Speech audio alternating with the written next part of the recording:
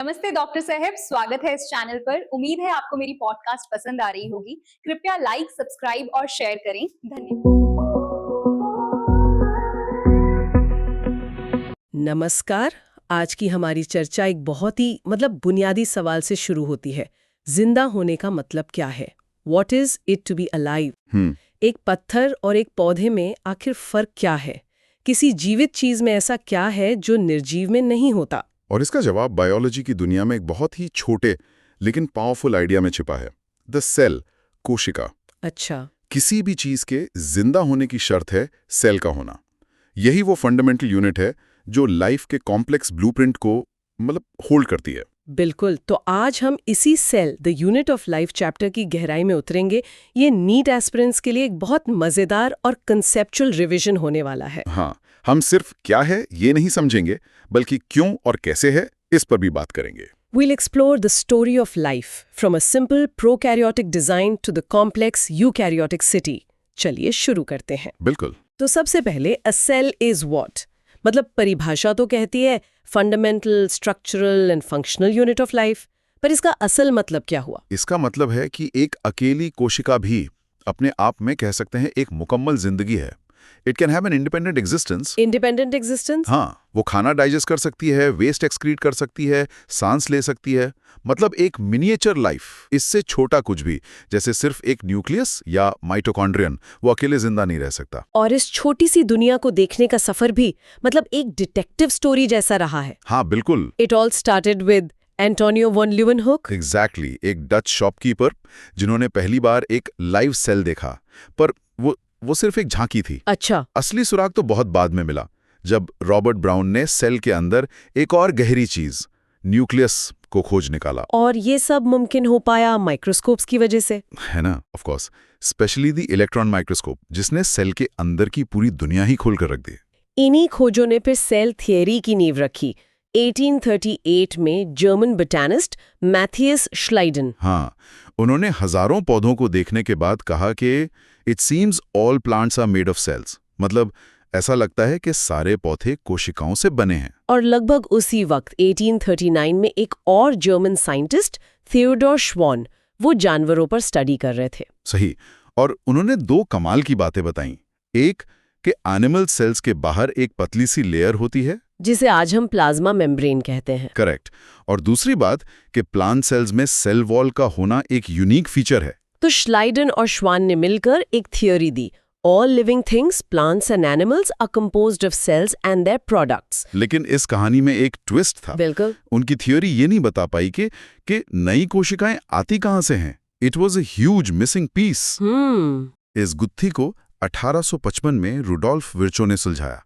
उन्होंने एक powerful statement दिया, ओमनी सेल्यूला ई सेल्यूला, जिसका मतलब है all cells arise from pre existing cells, यानी हर नई कोशिका पहले से मौजूद किसी कोशिका से ही जन्म लेती है। And that completed the modern cell theory. तो दो बातें याद रखनी है। One, all living organisms are composed of cells and products of cells. Okay. And two, all cells arise from pre existing cells. Perfect. तो ये तो हुई थ्योरी की बात। अब जरा सेल्स की दुनिया के अंदर चलते हैं। सुनने में आता है कि लाइफ ने सेल्स के दो बेसिक मॉडल्स बनाए हैं, प्रोकैरियोटिक और यूकैरियोटिक। इनमें मेन डिफरेंस क्या है? देखिए, the main difference is organisation. इसे ऐसे समझिए, एक प्रोकैरियोटिक सेल एक efficient single room studio apartment जैसा है। Studio apartment, interesting. हाँ, सब कुछ एक ही जगह पर है। जेनेटिक मटेरियल यानी डीएनए बस एक कोने में पड़ा है, जिसे हम न्यूक्लियोइड कहते हैं। कोई दीवारें नहीं, कोई सेपरेट रूम्स नहीं। और यूकैरियोटिक सेल? यूकैरियोटिक सेल एक मैंशन जैसा है, जिसमें अलग अलग काम के लिए अलग अलग कमरे हैं। इसमें सबसे इंपॉर्टेंट कमरा है न्यूक्लियस, जहां जेनेटिक मटेरियल डीएनए को एक डबल मेम्ब्रेन के अंदर संभाल कर रखा जाता है। अच्छा, तो ये कंपार्टमेंटलाइजेशन ही यूकैरियोट्स को इतना एडवांस्ड बनाता है। एग्जैक्टली। पर इस स्टूडियो अपार्टमेंट और मैंशन में कुछ कॉमन फर्नीचर भी तो होगा? हाँ, दो चीजें बिल्कुल कॉमन है। एक है साइटोप्लाज्म, वो सेमी फ्लूइड जेली जैसा सब्सटेंस जो पूरे सेल में भरा है। ये सेल का मेन अरीना है। ओके। और दूसरा है राइबोसोम्स। ये नॉन मेम्ब्रेन बाउंड ऑर्गेनेल्स हैं जो प्रोटीन बनाने की फैक्ट्री का काम करते हैं। ये दोनों में मिलते हैं। वेट अ मिनट, आपने कहा जेनेटिक मटेरियल, पर मैंने सुना है बैक्टीरिया में मेन डीएनए के अलावा भी कुछ होता है। You're right. Here's where it gets really interesting. कई बैक्टीरिया में उनके मेन जीनोमिक डीएनए के अलावा छोटे सर्कुलर डीएनए होते हैं। क्या कहते हैं उन्हें? उन्हें प्लाज्मिड्स कहते हैं। प्लाज्मिड्स। ये क्या है? कोई एक्स्ट्रा चीट कोड्स? Exactly. क्या बात है। आप इसे बिल्कुल ऐसे ही समझ सकती हैं। ये प्लाज्मिड्स बैक्टीरिया को क्या कहते हैं, सुपर पावर्स देते हैं, जैसे antibiotic resistance.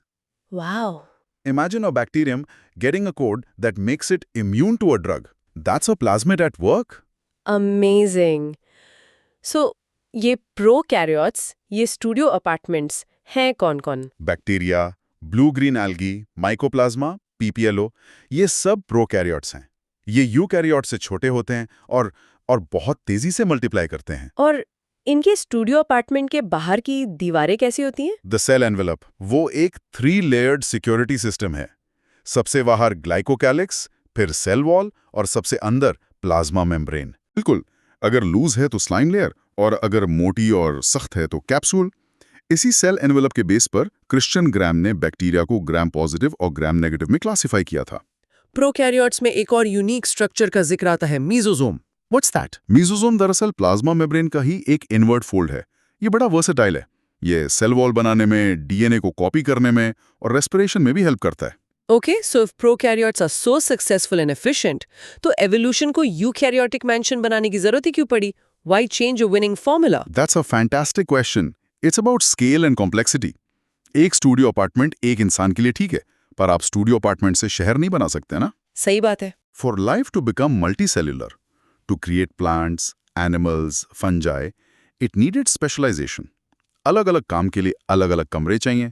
That's what the eukaryotic cell provides. The game of compartments and specialization.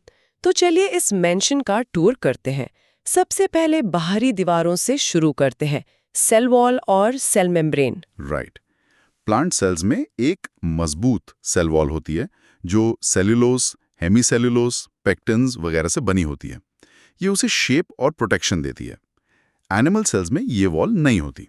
तो मैं ये सोच रही थी कि एनिमल सेल्स ने ये वॉल क्यों छोड़ दी? ये तो एक यूजफुल आर्मर की तरह लगती है। बहुत अच्छा सवाल है। ये एक ट्रेड ऑफ था।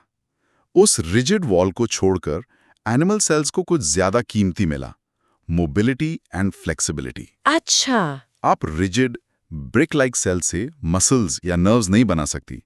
इसी फ्लेक्सिबिलिटी ने मूवमेंट, हंटिंग और आगे जाकर हम जैसे कॉम्प्लेक्स क्रिएचर्स को जन्म दिया। और सेल वॉल के अंदर होती है प्लाज्मा मेम्ब्रेन।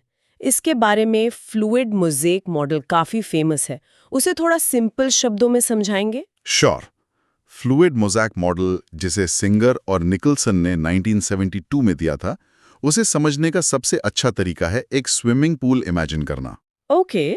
जो पानी है वो लिपिड बाइलेयर है, वो फ्लूइड है, और जो प्रोटीन्स हैं वो स्विमर्स हैं। वो एक जगह पर फिक्स नहीं है, वो पूल में इधर उधर तैर सकते हैं, लैटरली मूव कर सकते हैं। And why is this fluidity so important? Because the cell is a dynamic living thing. ये फ्लूइडिटी सेल को ग्रो करने, चीज़ों को सीक्रेट करने और डिवाइड करने में मदद करती है। ये सेलेक्टिवली परमिएबल भी होती है, मतलब एक बाउंसर की तरह डिसाइड करती है कि कौन अंदर आएगा और कौन बाहर जाएगा। So if the mansion needs to build something, manufacture goods, तो वो कहाँ जाएगा? The industrial heart of the city. That would be the endomembrane system. ये सेल का इंडस्ट्रियल जोन है। इसमें सबसे पहले आता है एंडोप्लाज्मिक रेटिकुलम या ER. I remember, ERs दो तरह का होता है, रफ और स्मूथ। करेक्ट। रफ ER की सरफेस पर राइबोसोम्स चिपके होते हैं, इसलिए वो रफ दिखता है। ये प्रोटीन बनाने और सिक्रीट करने वाली मेन फैक्ट्री है। और स्मूथ ER? स्मूथ ER पर राइबोसोम्स नहीं होते और ये लिपिड्स और एनिमल सेल्स में स्टेरॉइडल हार्मोन्स बनाने का काम करता है। Okay, so the factory has made the products. अब पैकेजिंग और शिपिंग कौन करेगा? वो काम करता है गोल्जी अपरेटस, जिसे कमिलो गोल्जी ने 1898 में खोजा था। ये फ्लैट डिस्क शेप्ड सैक्स का स्टैक है जिन्हें सिस्टर्ने कहते हैं। The FedEx of the cell. Exactly. ये ER से आने वाले रॉ प्रोडक्ट्स को लेता है, उन्हें मॉडिफाई करता है, पैक करता है और फिर उनके फाइनल डेस्टिनेशन के लिए शिप कर देता है।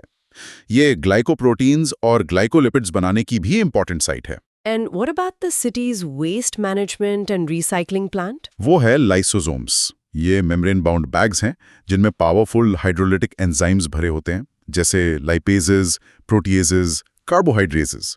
ये सेल के पुराने टूटे फूटे पार्ट्स को डाइजेस्ट करके रिसाइकिल कर देते हैं। इन्हें सुसाइड बैग्स भी कहते हैं ना? हाँ, कहते हैं।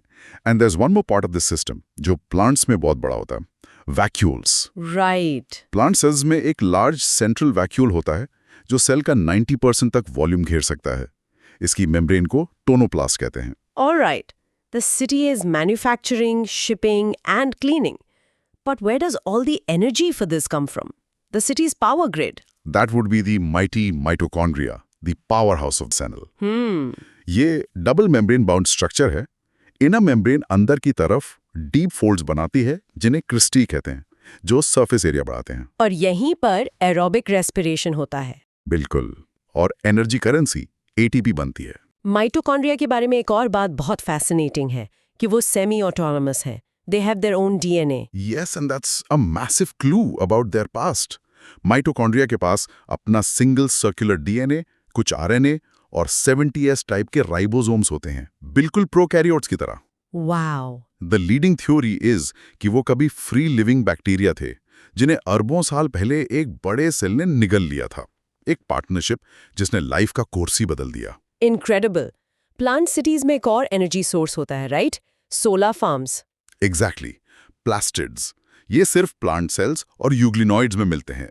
इसमें सबसे इंपॉर्टेंट है क्लोरोप्लास्ट, जिनमें क्लोरोफिल होता है।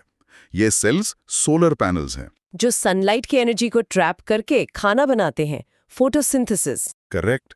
इसके अलावा क्रोमोप्लास्ट होते हैं जो फ्रूट्स और फ्लावर्स को येलो, ऑरेंज या रेड रंग देते हैं, और ल्यूकोप्लास्ट जो कलरलेस होते हैं और फूड स्टोर करते हैं, जैसे इमाइलोप्लास्ट स्टार्च स्टोर करते हैं। एलायोप्लास्ट्स ऑयल्स और एल्यूरोप्लास्ट्स प्रोटीन स्टोर करते हैं। क्लोरोप्लास्ट्स भी माइटोकॉन्ड्रिया की तरह सेमी ऑटोनॉमस हैं। स्पीकिंग ऑफ राइबोसोम्स, हमने कहा था कि वो प्रोकैरियोट्स और यूकैरियोट्स दोनों में मिलते हैं, but there is a difference in their size, 70S and 80S. I have always seen this but never really understood what S means. S stands for Swedberg's unit. It's basically a measure of size and density. अच्छा। आप ऐसे सोचिए कि अगर आप अलग-अलग size के particles को सेंट्रीफ्यूज में डालकर तेजी से घुमाएं, तो जो भारी और डेंस होंगे वो जल्दी नीचे बैठ जाएंगे। S बस इसी बात का मेजर है कि वो कितनी तेजी से सेटल होते हैं। That makes so much sense now. So an 80S eukaryotic ribosome is heavier than a 70S prokaryotic one. Precisely. Okay. तो हमारे सेल्यूलर सिटी में इंडस्ट्रीज हैं, पावर प्लांट्स हैं। What about the roads, bridges and the internal structure, the cytoskeleton? Correct. Cytoskeleton microtubules, microfilaments और intermediate filaments का एक elaborate network है। ये सेल को मैकेनिकल सपोर्ट देता है, उसकी शेप मेंटेन करता है and also helps in motility. Cilia और फ्लैजिला भी इसी का हिस्सा है। हाँ, बिल्कुल। Their core is called the axoneme, which has a 9+2 array of microtubules. Animal cells में एक और स्पेशल स्ट्रक्चर होते हैं, centrosome. Yes, the centrosome contains two cylindrical structures called centrioles. They have a beautiful cartwheel organization. और इनका main काम? इनका main काम सेल डिवीजन के दौरान स्पिंडल फाइबर्स बनाना है, जो क्रोमोसोम्स को अलग करने में मदद करते हैं। And that brings us finally to the most important room in the mansion, the city hall, the control center, the nucleus. Indeed. Discovered by Robert Brown back in 1831, nucleus को एक double membrane, a nuclear envelope protect करती है, जिसमें nuclear pores होते हैं। Gatekeepers की तरह। हाँ, एक गेटकीपर की तरह काम करते हैं, controlling the traffic of RNA and proteins. और अंदर न्यूक्लियोप्लाज्म में क्रोमेटिन होता है। What's the difference between chromatin and chromosomes? इसे एक धागे की तरह समझिए। जब सेल अपना रोज का काम कर रहा है, तो डीएनए एक उलझे हुए नेटवर्क की तरह फैला होता है, जिसे क्रोमैटिन कहते हैं। Okay. But when the cell is ready to divide, उसे इस लंबे धागे को बहुत नीटली पैक करना होता है। This condensed, neatly packaged structure of DNA is called a chromosome. And each chromosome has a centromere. Yes, a primary constriction called the centromere, जो दो chromatids को एक साथ पकड़ कर रखता है। सेंट्रोमियर की पोजीशन के आधार पर ही क्रोमोसोम्स को मेटासेंट्रिक, सब मेटासेंट्रिक, एक्रोसेंट्रिक और टीलोसेंट्रिक में क्लासिफाई किया जाता है। कॉम्प्लेक्स यूकैरियोटिक मेंशन, हमने देखा कि सेल अपने आप में एक पूरी दुनिया है। It is truly fascinating. Her organelle का अपना एक स्पेसिफिक कोऑर्डिनेटेड फंक्शन है जो मिलकर लाइफ को पॉसिबल बनाता है। And as we conclude, here's a thought. हमने न्यूक्लियस को कंट्रोल सेंटर कहा, बट सम मैच्योर सेल्स जैसे ममेलियन एरिथ्रोसाइट्स माने आरबीसीज और प्लांट्स में सीव ट्यूब सेल्स, उनमें न्यूक्लियस नहीं होता। हाँ, ये बहुत दिलचस्प बात है। तो बिना कंट्रोल सेंटर के लाइफ कैसे चलती है? What really defines being alive? ये सवाल लाइफ की डेफिनेशन और सेल की रेजिलियंस पर सोचने को मजबूर करता है। एक बेहतरीन सवाल जिस पर हमारे लिसनर्स जरूर सोच सकते हैं। फ्यूचर डॉक्टर, तो कैसी लगी आपको हमारी ये पॉडकास्ट? उम्मीद है पसंद आई होगी। अगर हाँ तो लाइक करें, चैनल को सब्सक्राइब करके करें एक प्यारा सा कमेंट मेरे लिए। Thank you, have a nice day.